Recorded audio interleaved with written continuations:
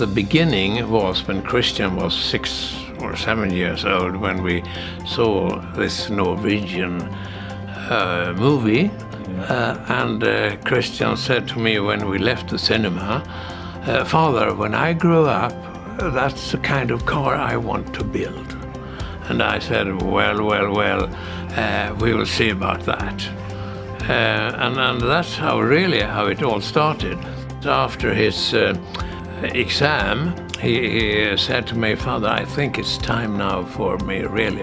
I would really like to build this car. I know exactly what it will look like and how it shall be developed."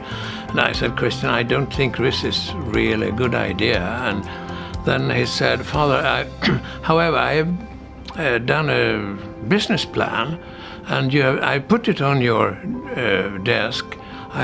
Couldn't you at least have a close look at it?" And then, quite of a sudden, I read this business plan, and it did really contain anything you can desire from a business plan, from A to Z. So I thought, well, now it's more difficult to get rid of this idea. So I said, maybe we should try to find a kind of to present this business idea to, at that time it was New Tech, a Swedish organization for startup companies. And I thought, well, they will probably throw us out of the window, so then we can forget about this. But it took some 6 weeks before we could do this interview at New Tech. And Christian is a very, very good persuader. So after a few weeks, he had kind of persuaded me that we will do this together. And we went to New Tech, and instead of getting thrown out of the window, which I more or less had hoped, they said, "Whoa, this was the nicest thing we have heard for a very long time. Where do you want to start?" Christian said, "Well, preferably as close to our future markets as possible." And then we landed at a town in the southeast of Sweden. And at that time, I had very recently sold a company, so I was kind of free to do other things. So I said to Christian, "Well, maybe I can come with you the first 3-4 weeks to help you get going." And as a matter of fact, these 3-4 weeks, they extended to, I don't know, it was 5 or 6 years, about 18 hours a day.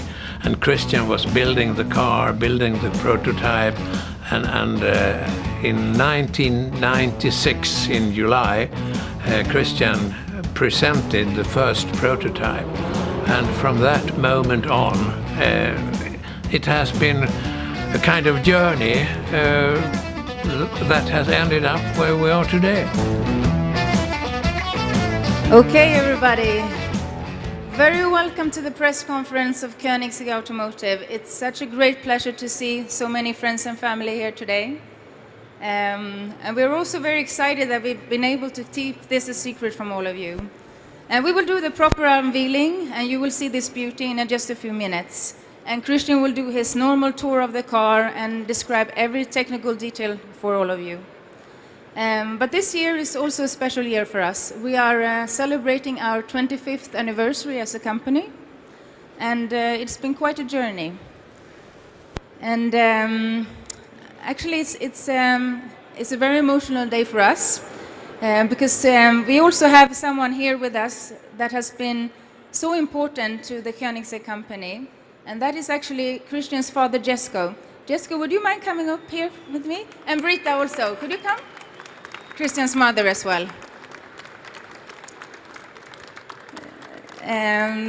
Not many of you might know this, but JESKO has always loved horsepower. But in the early days, it was more 1 horsepower. JESKO was an amateur jockey, And he shared this passion with his father. And they had race horses, and he competed and won a lot of races. So this, with the horsepower, that's really something that JESKO loves. Now, more, around 1,000, but still. But this man has been so instrumental to our company, and without JESKO, there would not have been a Koenigsegg. And yeah, JESKO. And therefore, it's my great honor to tell you something, JESKO. We've actually been keeping a secret from you, and it's been really, really difficult. Today we are about to reveal this beautiful mega car, and we have decided to name this car after you as a tribute to your life and your legacy and everything that you've done for Koenigsegg. And so the new mega car will be named the Koenigsegg JESKO.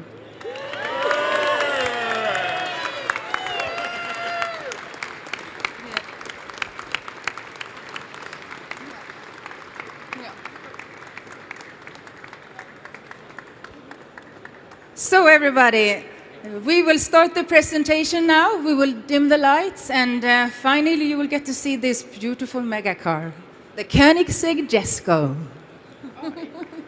Jag ska nu få titta här på den här skärmen så vi kan också se den. Brita, kom, för det är kul att se den här skärmen också här på. Så den här skärmen, det kommer grejer här på den här skärmen.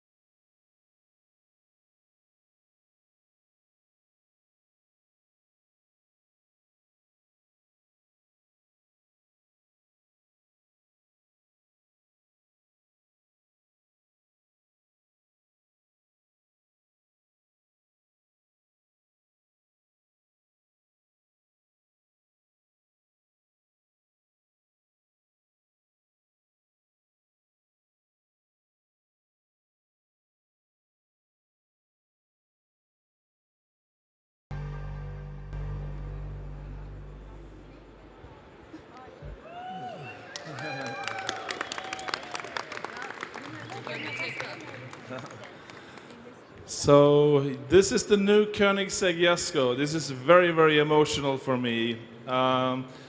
In the press material, we'll hear a little bit more about the background stories, how I worked with my father for 5-6 years in the early years, and JESKO just turned 80 a few months ago, and we are having this 25th anniversary this year and a new car model.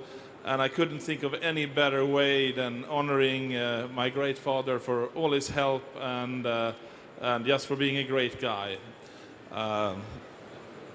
He is for sure the greatest supporter I've ever had. Yeah, emotional. So a little bit about the car. What are we seeing in front of us? This is a beast. This is the true follow-on, the the child of the Agera RS and our madness at Koenigsegg. So at the other side of the stand we have the wonderful Regera, which is a monster in itself with power and torque like you can't believe. In a very friendly way, it gives you that power and torque on an everyday basis for the normal road, but also great on the track. But here we have really scaled it back down again with a track focus in mind, a raw visceral experience as a true descendant to the Agera RS. So to go into a little bit the details, this car has 880 kilos of downforce. Let's get rid of this. At 250 kilometers per hour. At 270 kilometers per hour, it has a ton, 1,000 kilo downforce. Just tremendous. Even with these extreme downforce numbers, beauty is important to us at Koenigsegg, that the car should be still beautiful to behold, and it needs to look like a Koenigsegg. And I think it probably looks more similar to the previous Koenigsegg's than it is. It has a completely new monocoque, which is a little bit longer than the Agera RS. If you look at the glass area, you can definitely recognize it as a Koenigsegg, but it's a little bit taller. It's a little bit more room in there. The wheelbase is extended by 40 millimeters. It's 2,700 millimeters wheelbase with rear wheel steering. And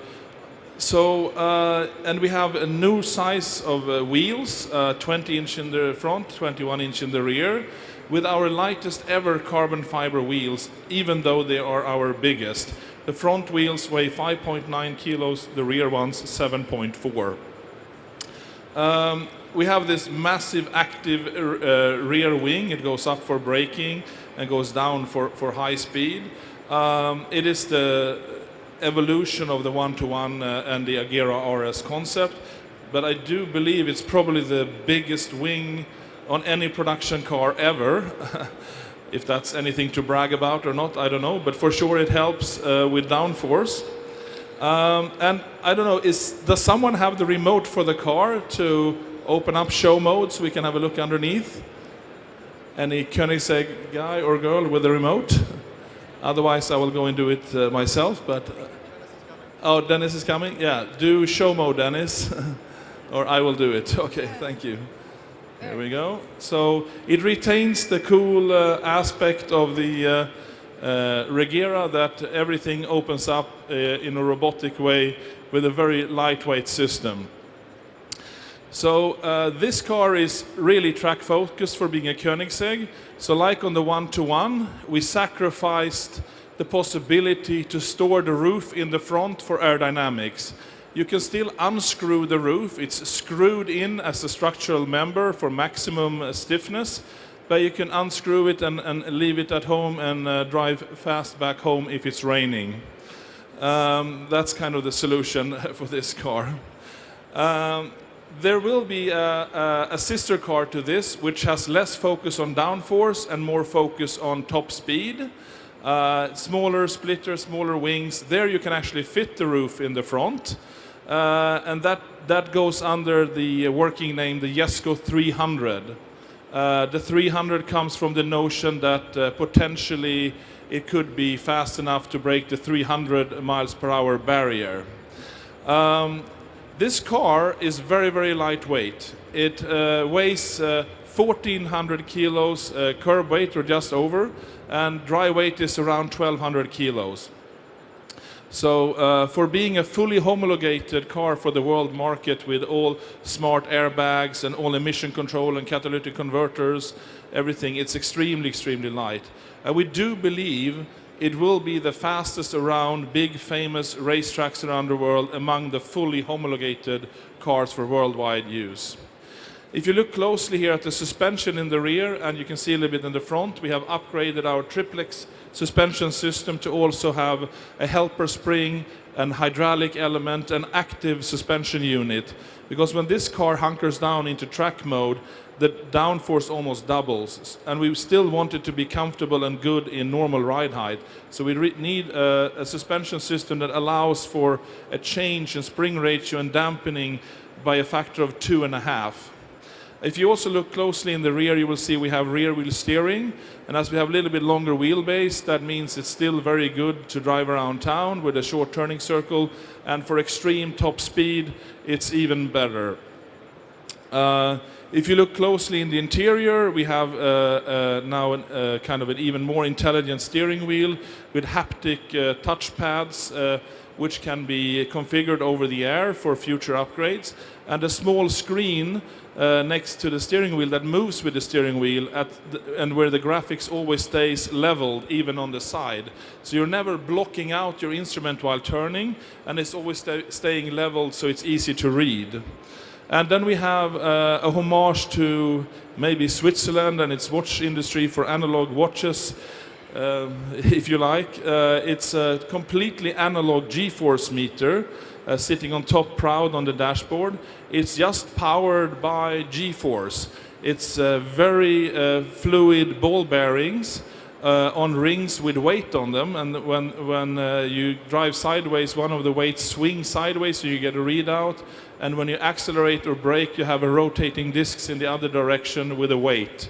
So it's really the simplest, most non-frill way of making a G-force meter, but using the G-force as the power to indicate what's actually going on.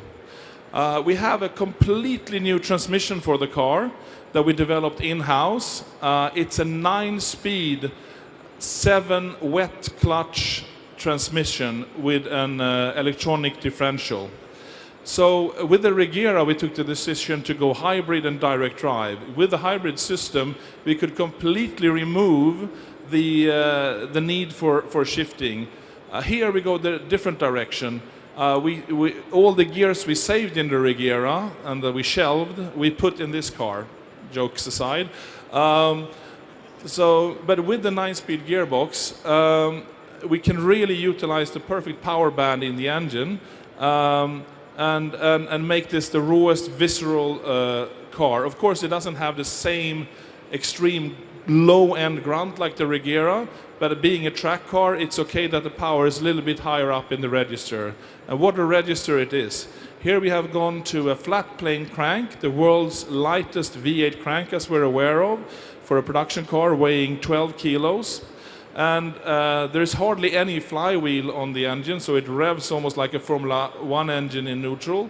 And then you have the clutches and the starter motor and whatever is looking like a flywheel inside the transmission, which is capable of 1500 newton meters of torque, which is what the engine outputs. And the transmission only weighs 90 kilos for 9 speeds and 1500 newton meters of torque. That's unheard of.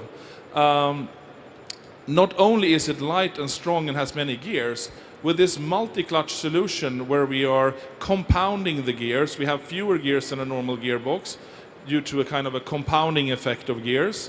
And we can jump from any gear to any gear as fast as a DCT can jump from the gear you're in and its next pre-selected gear, which is only either up or down. Here you can go from 9th gear to 3rd gear in a millisecond. You slip out of one clutch and you slip into another. There is no synchronization to wait for. There is no shifting through gear rails. You just go from one gear set to another, independent on who they are, immediately. So for that reason, for the first time in a long time, we put a gear lever in the car. Because if you're cruising on the highway at 60, 70 miles per hour, 110, 120 kilometers per hour, and you want to accelerate hard, you can double shift with this stick. There's first a notch up and down for one gear up and down, and then if you push harder, you double kind of click it into the end stop, and then the gearbox will either jump to the lowest possible gear without over revving immediately, or vice versa, it will go to the highest gear it can without under revving. So, and you get that instantly. You don't really need that on the track where you're going through the gears to engine brake and going out of the corners through all the gears.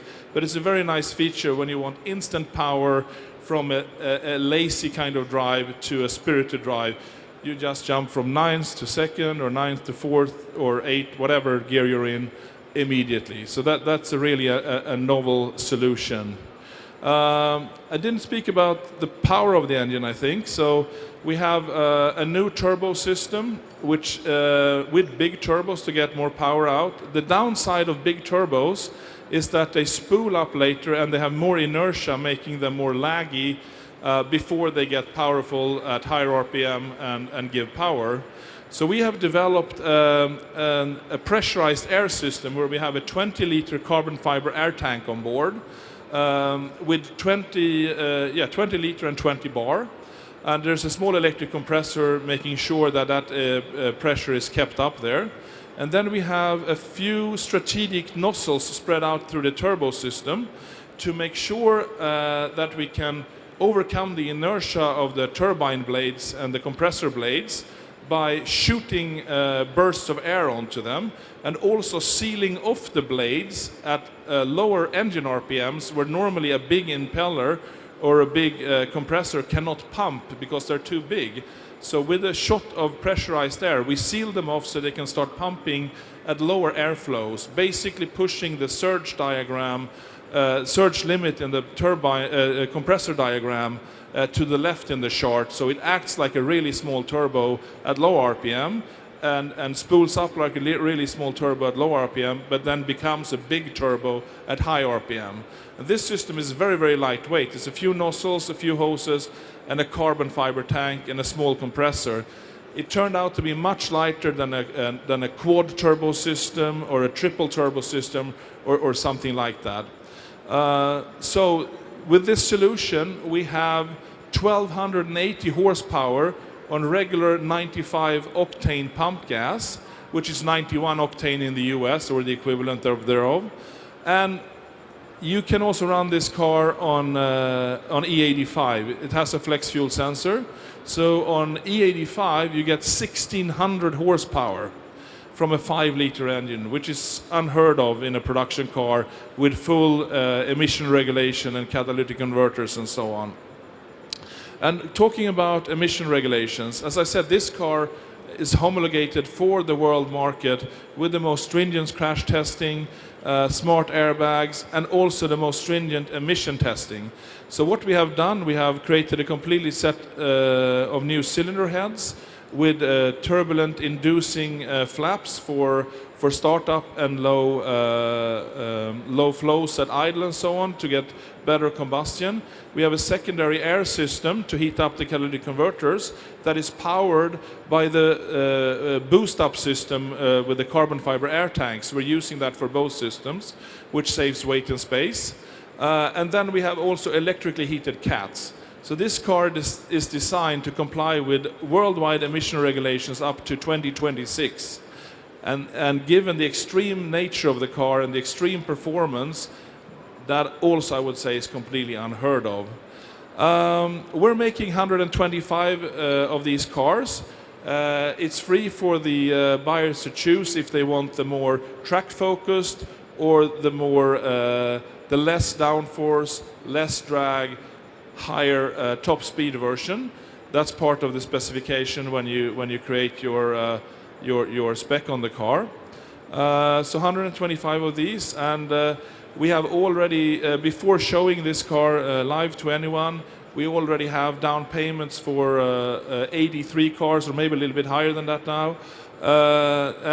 So there, only a few left. We'll see if there are any left after this show.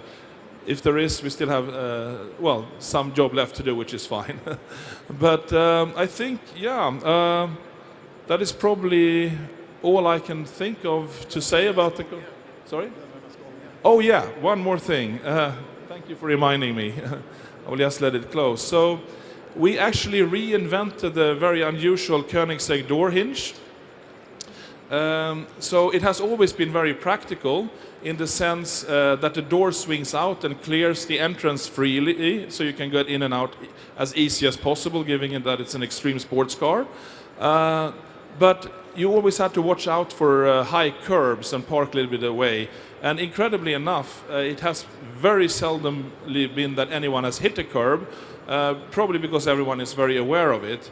But we just reshaped the hinge a little bit, not by adding any components, just bending and twisting the parts a little bit in CAD. So we got a new motion into the hinge, which made it possible to also reissue new patents for another 20 years of this hinge mechanism, which is by now, 20 years old, given it was on the very early Koenigsegg's. So if I open a door here now, you will see, you will see that the door also moves upwards, and you can have a super high curb underneath with no problem. On top of that, it carries over the sensor system from the Regera that if there is an obstacle in the way, it will stop. It has kind of a parking sensor system in the door to check that first. And what is even more interesting is that the space for the hinge has stayed the same on this car as on all previous Koenigseggs since the first production Koenigsegg ever. So it's possible to retrofit this door hinge to even the first Koenigsegg and improving its close to curb parking ability. And I think probably that is the last thing. Well, there is one. No, I already spoke about the instrument, how it moves, so we can have a look at that later. So anyway, thank you so much for coming. I won't take up any more time. Please, we'll try to let everyone in as much as possible. And thank you again, and enjoy the show. Thanks.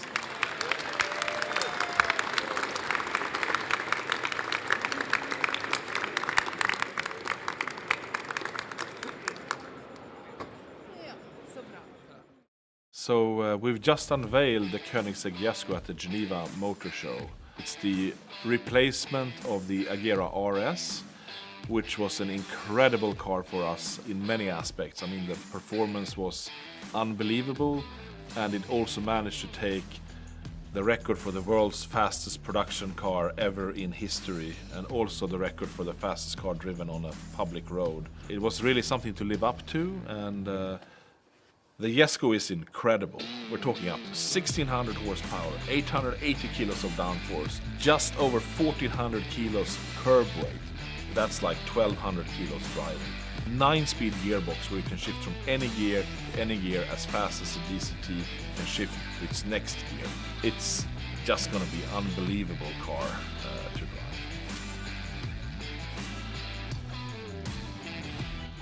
The design of the JESKO really embodies what Koenigsegg is about. We're taking this clear lineage of what our cars have looked like over the years and just revamp it enough to make it new and take it to the next level of aerodynamics, ergonomics, and safety.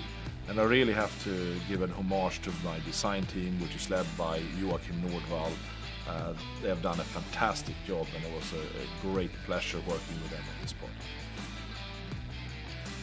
I've been involved in quite a lot of areas, trying to make sure we hit the deadlines on time, design and engineering discussions, design reviews. This is the first time I've worked with a brand new car. My name is Ruben Lend, and I'm working as a design engineer. 3 of us decided to attack the challenge of creating the new gearbox.